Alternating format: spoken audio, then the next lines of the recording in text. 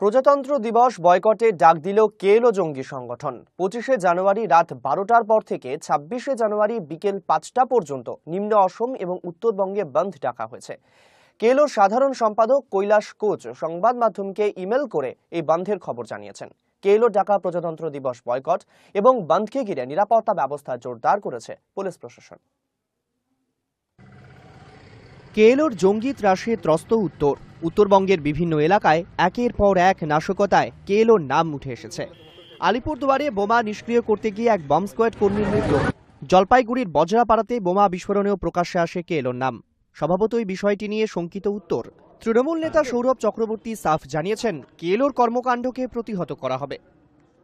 যারা এখানে তাদের দাবি দেওয়াকে কেন্দ্র করে অনুন্নয়নের স্লোগান তুলছেন, তারা যে কমিউনিটির উপরে আঘাত আনছেন সেই কমিউনিটিরই উন্নয়নের জন্যই তো তারা দাবিদার। 26 তারিখে শুনেছি তারা বন্ধ ডেকেছেন। বন্ধ ডাকতেই পারেন যে কেউ, সে বন্ধ প্রতিহত করা হবে। বন্ধের দিন তৃণমূল কংগ্রেস রাস্তায় থাকবে এবং যে জায়গাগুলোতে এই বিস্ফোরণ বা নাশকতার চেষ্টা হয়েছে প্রত্যেকটা জায়গায় আমরা জাতীয় পতাকা তুলব।